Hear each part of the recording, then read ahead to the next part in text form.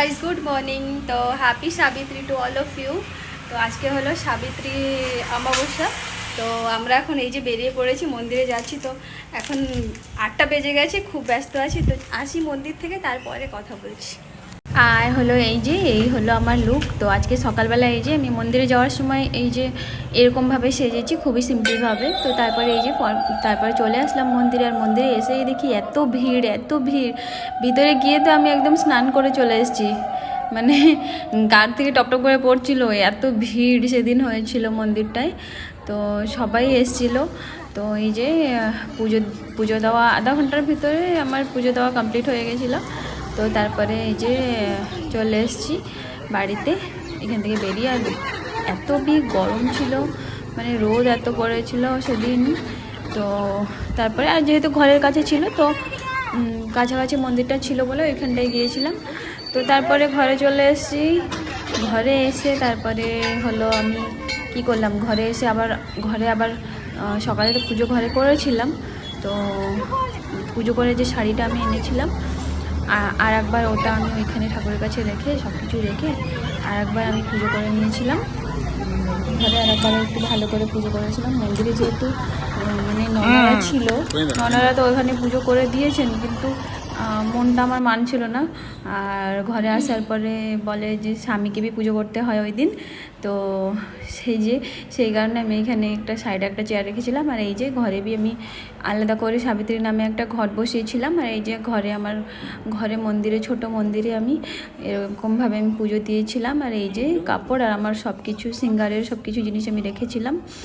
আর সাবিত্রী ব্রতর যে মানে বইটা, পাঁচালিটা, সেটা বি আমি এনেছিলাম। তো ওটা বি আমি পরেছিলাম সেদিন। তো তারপরে এই যে এখন এই হলো আমার শাড়ি, এই যে শাড়িটা এনেছিলাম। তো এখন চলো আমি আগে পুজোটা করে নিই।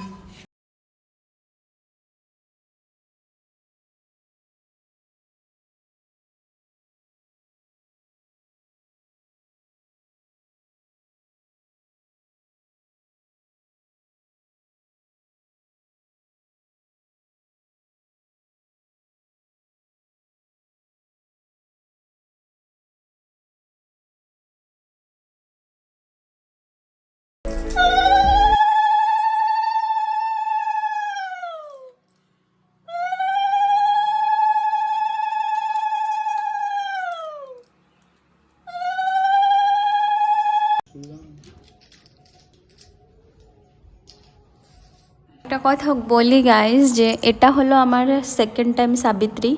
তো এটা আর ফার্স্ট টাইমটা হলো আমার বিয়ের কিছুদিন পরেই ওটা হয়েছিল।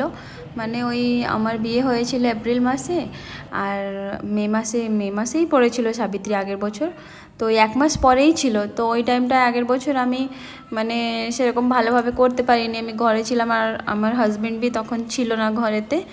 তো ওই বছরটা আমি কিছু এত মানে জানতাম না এরকমভাবে। এইটাই আমার কাছে ফার্স্ট টাইম বলে আমার মনে হচ্ছে, কারণ ওইটা এরকম সিম্পলি ঘরে পুজো করেছিলাম।